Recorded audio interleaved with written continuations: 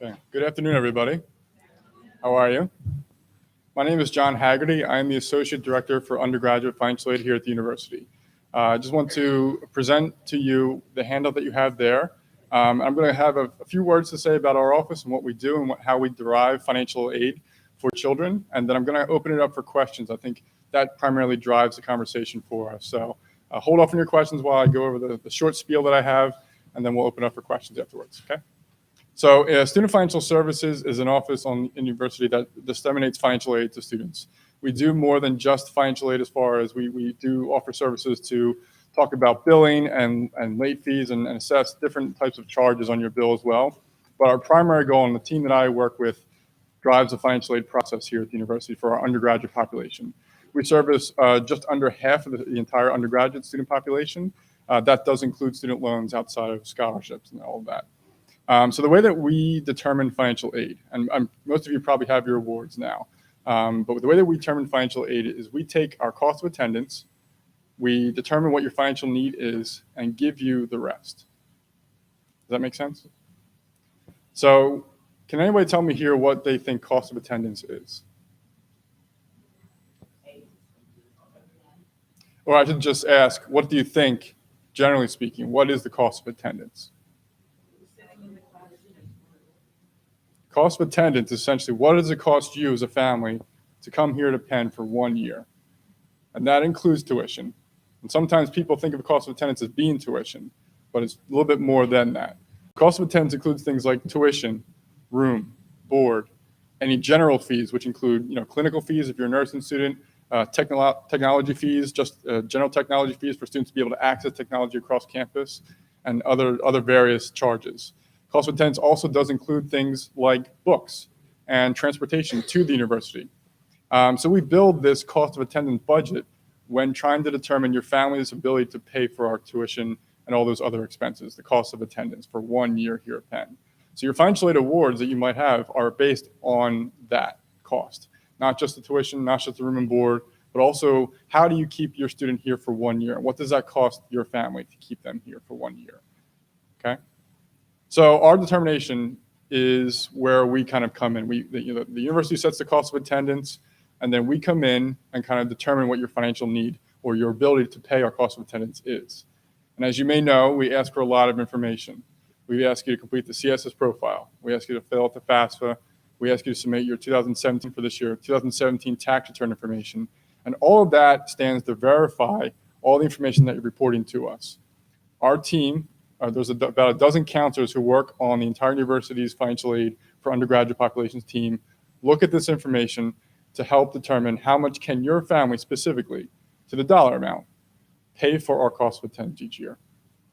So it's not easy work, and this is a very different process than other colleges and universities across the country, really. There are only very few who do this in the work that we do here. So we're trying to, in our best effort, meet you where you are financially so that you can come to Penn, or your student can come to Penn successfully and graduate with as minimal cost as possible. Our financial aid awards, as you might see, do not include the use of student loans to meet your family's need. And I'll explain that a little bit. Student loans, for the most part, are built into many of the financial aid awards across the country to meet what a college or university can do to meet a family's financial need to pay for 1 year's education. We do not package with student loans, which means that we package you with as much grant and scholarship money as possible, whether it's federal money or institutional monies, to meet your financial need without the use of packaging loans that we would expect you to otherwise take to pay for a year's education. We're loan free, but that doesn't mean we're not loan aware. So if you feel as though you aren't able to pay out of pocket, you could utilize federal or other private institutional loans to pay for the difference. Does that make sense? Okay. So there might be a little bit of a conversation sometimes about how do we determine your financial need. Primarily, it's driven on income and asset values. All the information that you reported to us, it shouldn't be a surprise to you what you're telling us that you have or what you can do in 1 year's worth, and maybe that's more for others than others. But we use that number to determine scholarship, grant, and aid monies. But in the back end, if there is a gap between what we expect you to pay and what our tuition and cost of attendance is, you might have to supplement that with a loan if you can't pay for it out of pocket. A lot of times when we assess things like income and assets, you might feel as though they're tied up in different things. And education now is perhaps a new or an ongoing expense for you. But being here at Penn, expenses might be different for you. We're trying to meet you where you are, but we all have an expectation for many families for them to pay out of pocket something. So loans are an option to utilize in that case. We also have a payment plan. I was talking to a couple of parents when I just walked in about the monthly payment plan option. If some of you aren't signed up for that plan, tomorrow is actually the deadline for that payment plan. We encourage you to enroll in that plan at least by tomorrow for the balance that's due. And if things change in your financial makeup and you can figure out another way to pay for the difference, you can reduce that payment plan. I just want to get that out there. All right, so any questions so far about our process? Okay. I'm going to keep it very short because I want to hear from you guys. Actually, just 1 minute before I let it open. We do have a reevaluation process as well. And you may have seen this on our website, but we do encourage you to tell us if things have changed in your financial makeup, either from the time that you applied or from the time that you had submitted the documentation. And what I mean by that is the tax information that you sent to us was from the year 2017. We're now almost 2 tax years ahead of that at this point. Financial circumstances can change in that time, and we want to know about that. Naturally, in a year's time or 2 years' time, as your student is here, we would be able to assess that information and to know where you were about a year and a half ago, or a year and a half from now, I should say. But if you want to tell us that now, if your circumstances have changed and our financial aid award really doesn't meet you where you are financially, we really want to know about that, and now's the time to do it. We do caution, of course, that the bill is due on the 31st of July. Today is the 13th. There's a chance that you might not get a reevaluation decision until after the bill is due. So you want to make every effort to make sure that your bill is paid and covered now, even if that includes loans or a payment plan, because we can back those options away for you if a reevaluation is processed, if we're able to change the way we're meeting your financial need for this current year. Does that make sense? Okay. I'm going to open up the questions, and before I do that, a disclaimer. You're welcome to give me as much information as you want about your financial circumstances or not. I speak in generalities because that's the only way I can disseminate the most information to you without getting into the specifics. I would just invite you to hold off your very specific questions or very detailed information about a reevaluation request you might have until afterwards. I'm going to hang out for a few minutes afterwards. You can come up and I'll stick around until everybody's questions are answered. But does anybody have any questions about the process, about financially going forward in future years, about what we do? Yes, ma'am. Next year? So it's a good question. So this year you probably had a deadline that was prior to the admission or related to the admission process. So we got your financial aid awards out to you at the same time that your admission decision came out for the most part. Next year, the deadline is April 15th. So for continuing students, it's a little bit later, and that's just to allow for the volume of review for our team each year. So we review the incoming students first, and then we go into the continuing students. The deadline is April 15th, and we review them all the way through till late June. There's a lot of them. So we take our time to review them, making sure that they're, all the T's are crossed and the I's dotted. And then we disseminate them out to you before the actual bill is released in July. Okay? Other questions? Yes, ma'am.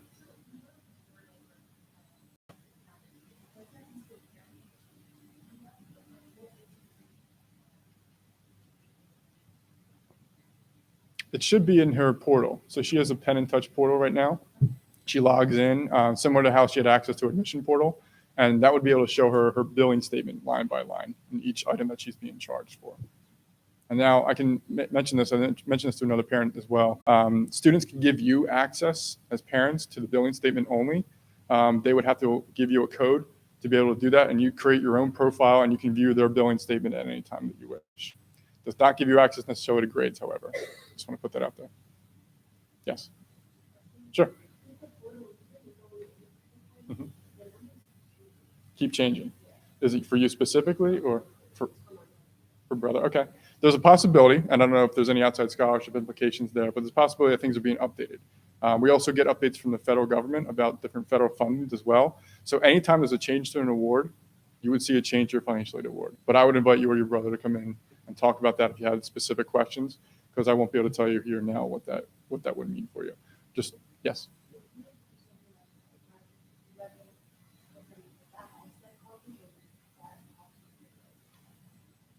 So if you're doing a graduate resident program at the same time as undergrad work? Mm-hmm. Oh, yes. It depends on your financial need. It really does. Sometimes it can, and sometimes it can't. And it's kind of hard to explain. So if your student is an RA, a resident advisor, and it would have to be in future years, this program provides a stipend for the students, which we also count as a resource. Students who are most highly aided may not see a financial benefit from being an RA, but they still get the experience. And I'll tell you that I myself was an RA when I was in college. Most of my initial job experience drew from that RA experience myself. Those students who have the most financial need may not see a financial benefit from being an RA. Those who have middle to low need would actually see a financial benefit. So you might think of it as being the opposite effect, but those who have the most financial need also get the most financial aid as well. So being an RA is more of an experience for those students who are most highly aided than they are middle to low aided. Does that make sense? Okay. Does that help? Any questions? Okay. Any other questions? Yes, ma'am. Okay.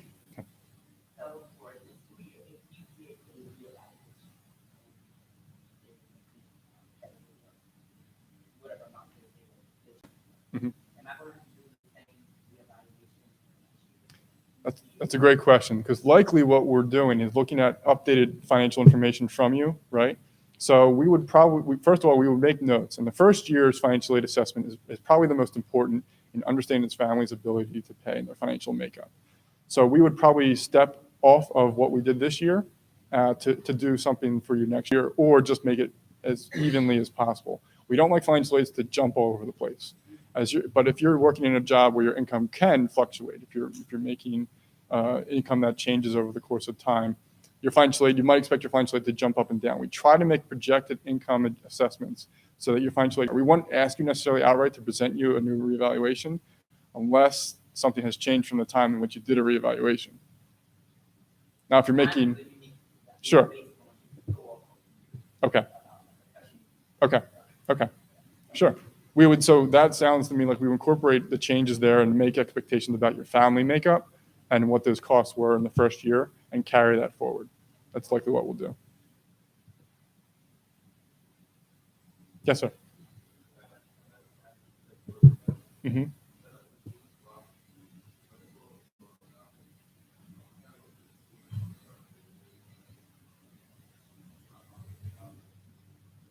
It's a great question. I'm glad you brought it up. So work study, just to give you a sense, everybody usually is packaged with federal work study. And if you're not, you can ask me later. I can tell you maybe why that is. But federal work study, or just Penn Job, is an opportunity for students to work here on campus at Penn and earn a paycheck as they would in a normal job. The work study component does not come out of the billing statement. So many students in their first year have $3,500 to $4,000 of work study eligibility, which means that they can go out and search for a job here on campus. And there is a job search posting on our website for them to look at open positions on campus. They would work a job and be paid the hourly rate at which that department can pay them. So if you're going to ask about hourly rates, that varies across the campus and where they're working and the type of work that they're doing. It does vary, though. It does change by the type of job they're doing. Students have to search for these jobs. They work these jobs when they can fit it in with their academic schedule. The advantage of having a work study or campus job here is that you're working on campus. It's fairly convenient, within the proximity of where you live. And the supervisors who work here know that you're a student. If you were to work at Target or CVS over there, they're going to set your schedule for you. They may take into consideration that you have an academic schedule that might change in 3 or 4 months, right? Working on campus, the flexibility with our departments is such that they already know that. They're going to accommodate for that. They're used to making adjustments all the time for their workstation students. We have several in our own office where we have to accommodate for their change schedule from fall semester to spring semester and summer as well. So students have to look for their jobs. We can help them with the job search as far as providing them what's open at the time. I will caution, that freshmen coming in, jobs are available, but they may not be the most ideal jobs. And so they might want to be like a research assistant for one of the professors, right? But they would need experience in order to do that.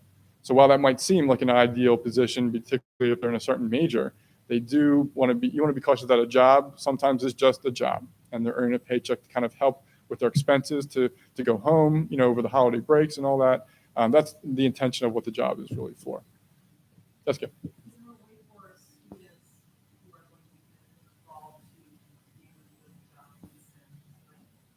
Yeah.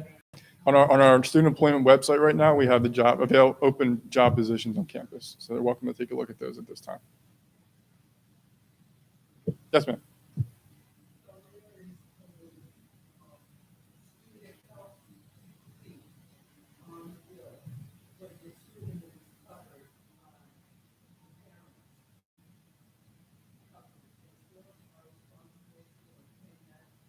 No.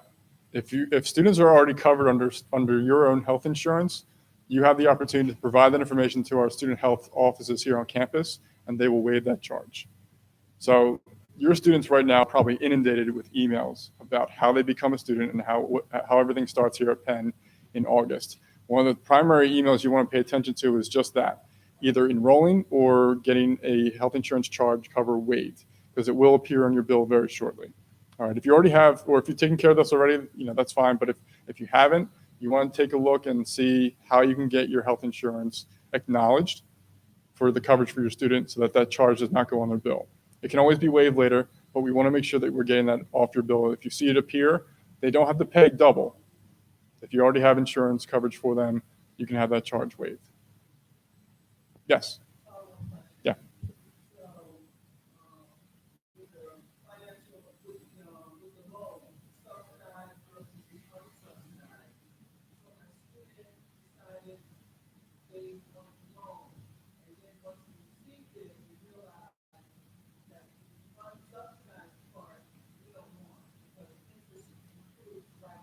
Okay.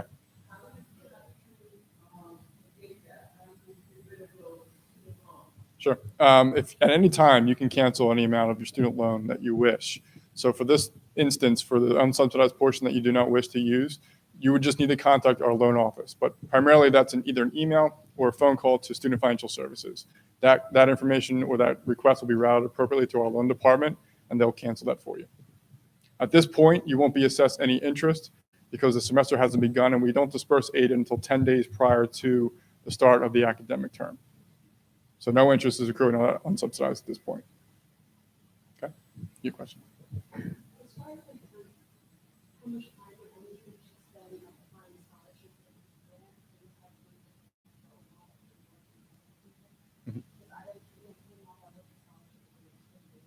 Right.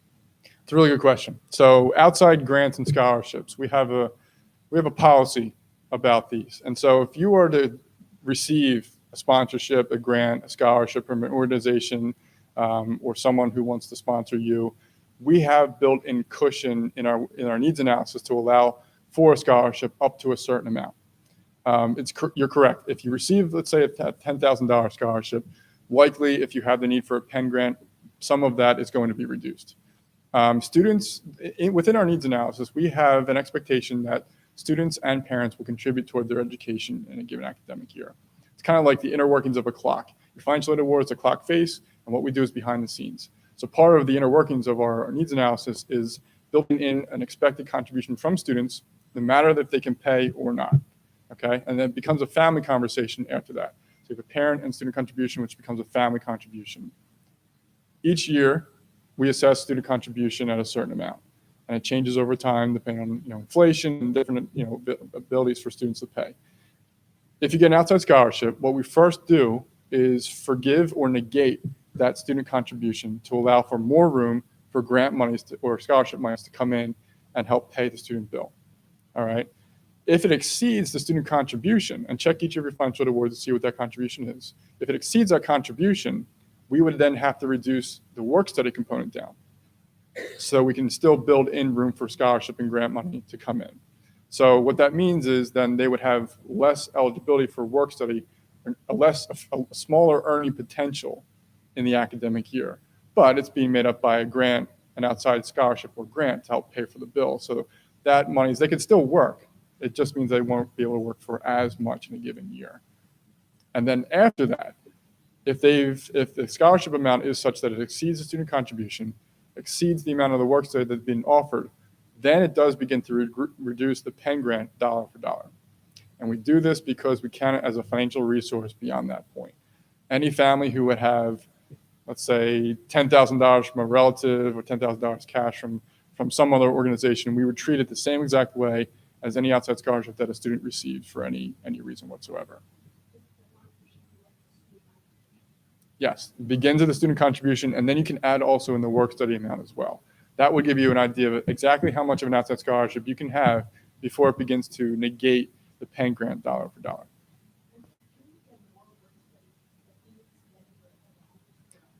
It depends on the department, yes. So what happens is if a student has federal work study, that's a federal financial aid component, and there's only so much that we can allot to students per term. If they were to continue to work above and then want to continue to work above and earn more than the amount that they've earned in work study, they would have to check with their supervisor and get approval, because what happens is that department then begins to pay for that student to work there. Federal work study is essentially government money paying for students to work here on campus.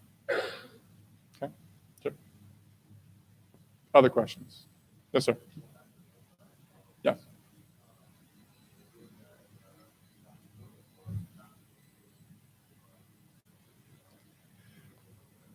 There really isn't so much of a choice in how much you qualify for subsidized loan money, but you can make your decision on how much you want to borrow based on what you know your subsidized eligibility is. And you really won't know. So your FAFSA will determine your subsidized loan eligibility. So we don't really have a whole lot of control over that. But you do have to go through our loan department to figure out how much you can qualify for in a subsidy. So the option to use subsidized versus unsubsidized is your choice. The choice that you don't have is how much you qualify for subsidized to begin with. Does that make sense? So if you only want to borrow the subsidized portion, that way at least the interest isn't accruing for 4 years, you could do that, knowing how much you qualify for.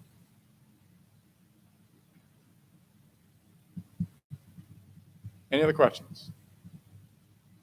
Yes, ma'am.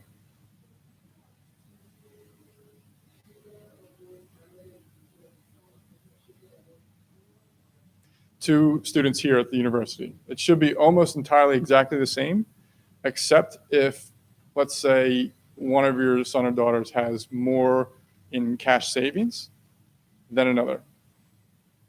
So we assess students' ability to pay for education in a given year. And some of that is if they have like cash savings. So if one of your son or daughters has $1,000 of savings and the other one doesn't, there will be an expectation that one of those students who has $1,000 will actually have to pay just a tiny little bit more. When I say tiny, I mean like of that $1,000, we would assess about 10% of it to go towards their education in a given year. So it would be minimal, but yes, it's possible that they would have different awards, but relatively they would be very similar.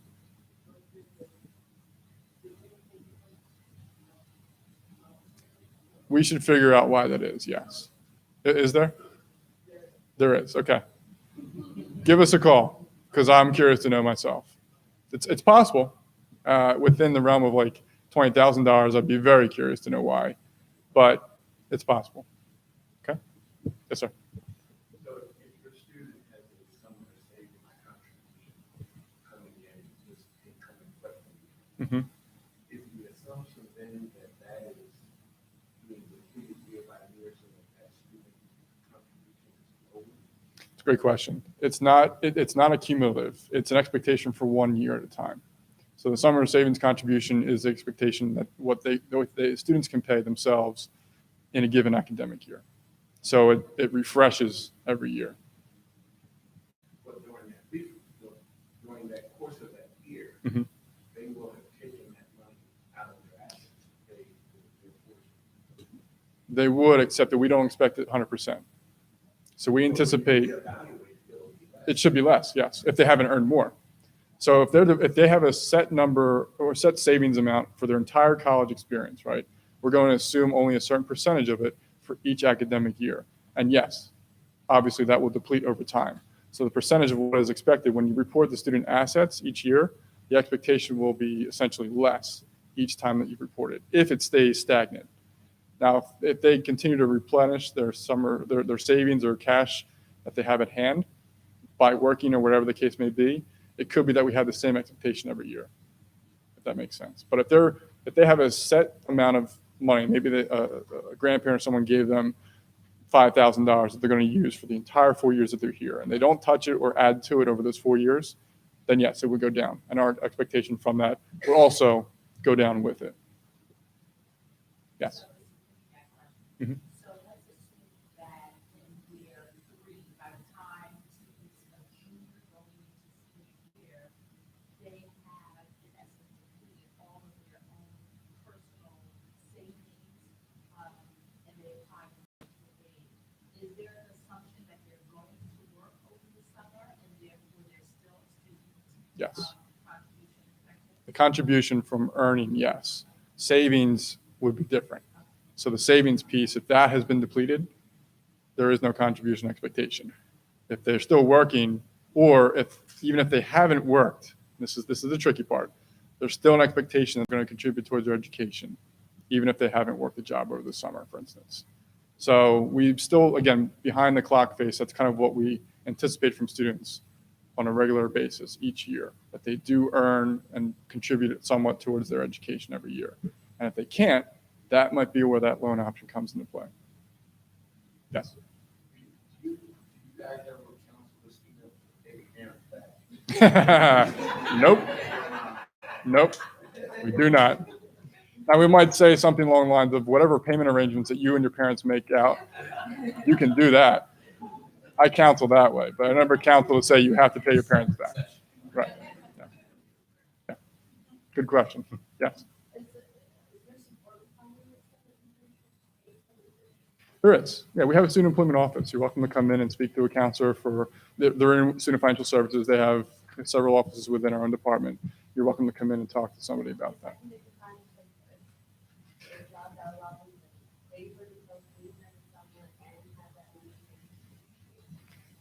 Well, that depends on what the expenses are and what you contribute. So there's still an expectation, yes. Now, again, so for different, tiers of financial need, there's different contributions.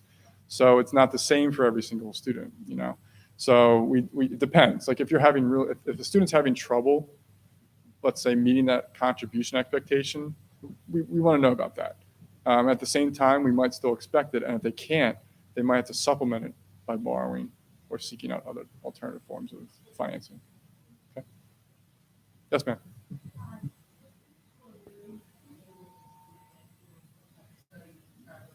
Mm-hmm.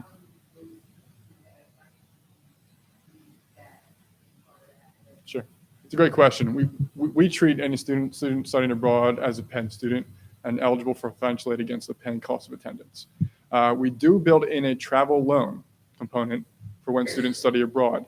It's not designed so that they have to take it, but we build it in so students can see that they have eligibility for a loan that they could utilize while they're abroad in case they want to travel while they're traveling abroad. If you want to go see some sightseeing and stuff like that, we're not going to fund your sightseeing. You can pay for it either through conversation with your parents or through a loan component that you can utilize for that instance. Yes.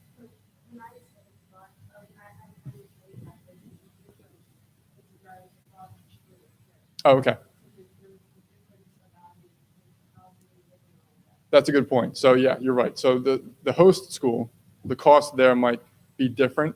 And so we would assess those costs as the cost of attendance for that year. So the still same financial method goes behind calculating your financial need for that cost of attendance. That's a great point. Thank you for bringing that up. It would be the same. Yes. Correct. Yes. Thank you. Yes, ma'am.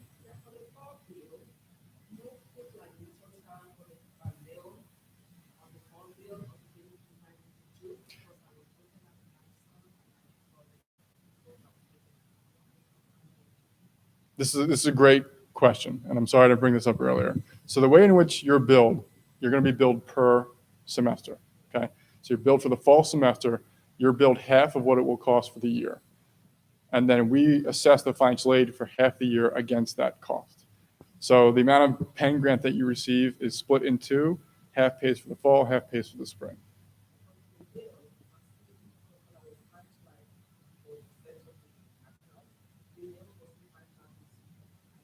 Mm-hmm. Mm-hmm. Okay. We'd have to take a look at that specific, I think. I wouldn't be able to tell you here now, but generally speaking, yes. Unless it's an outside scholarship that's designated for one term only by the conditions of that award, then we would have to apply just for one semester. Yeah, right. So the charges, if the charges are uneven, we want to explore that. But the charges are set for tuition, housing, meal plan, and technology fee and general fee in half per year. So then you're going to be charged exactly the same again for the spring semester. So we can look at that charge if you want. Mm-hmm. Yes.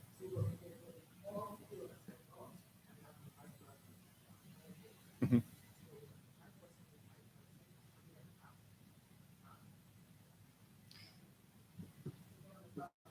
No, exactly. Oh, sure, of course, yes.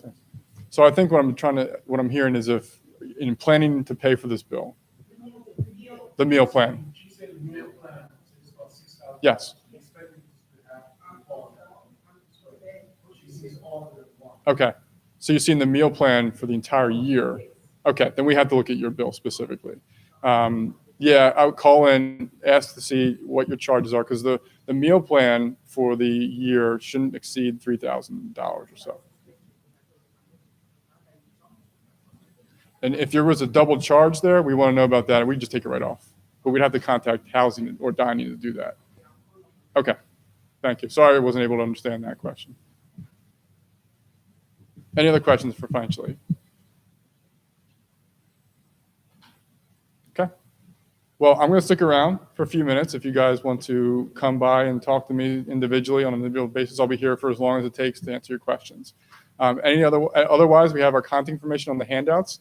You guys, I think your students are going to be here all week, and so they can come into our office. We have designated times for them to come in. So if you want to funnel your questions through them, you're welcome to do so. If you have specifics about the bill or if you want to pursue a reevaluation, they can come in and talk to a financial aid counselor and do that.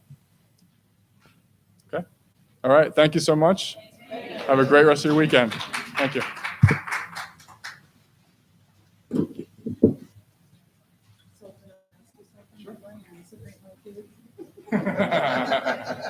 No. No. Well, you can, sure. Still considered unfortunately. Oh my God. Not that easy. I know. Right? No, I know. Yeah, it's a legitimate question. Yes. And they do this. Right. The answer is pretty good. For some. We have activities. I'm still be responsible. Now, Brad.